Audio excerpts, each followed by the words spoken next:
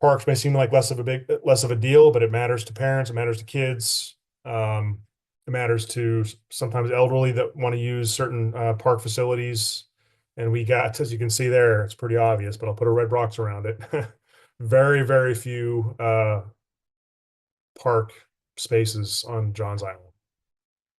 This here on the bottom left corner is a city park that we have with some baseball fields and tennis courts and a few amenities, frisbee golf. And then that's Angel Oak Park, which is really small, but that's getting larger here soon. But again, just a lack of forethought and investment.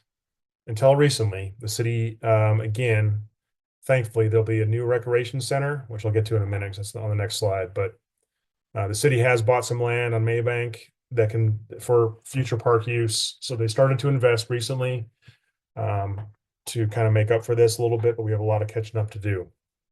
And again, when you compare it to the rest of Charleston, it's quite a stark difference. Look at the peninsula. And you can go to that website right there to see this data. Okay, this is park facilities. So this is where I got some good news coming. A very similar situation, a dearth of facilities. So what I mean by facilities is, swimming pools, baseball fields, things like that. Thankfully, Mayor Cogswell, well, first of all, back up.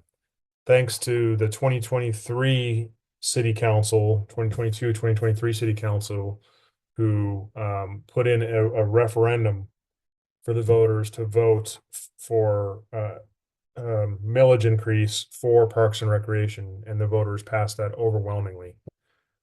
So there's projects all around Charleston that's going to fund on James Island, West Ashley, Peninsula, Johns Island, Daniel Island, I think.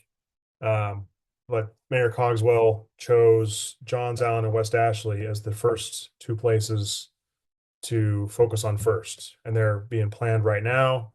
We got a design team, we got a construction managers picked for a brand new recreation center and the only recreation center on Johns Island. And hopefully that will start in the next and be done hopefully in the next 2 to 3 years maximum. We'll have a pool. It'll have a lot of other stuff. We're planning it now. We're going to get public input, but that's really exciting. So that's the good news. But again, bad news is this has not been invested in early enough or often enough. And we're playing catch up. And I believe our current city administration is doing what it needs to do to catch up, but it's going to take some time. But again, this adds to traffic because people who would kids that would go swimming at a pool on Johns Island but can't and have to drive to West Ashley, or the parents have to drive them to West Ashley or James Island, or other activities that don't exist on Johns Island. Adds to traffic. So trying to get amenities that people want and businesses that people want to go to as much as possible on Johns Island is a way to combat that, and we're working on it.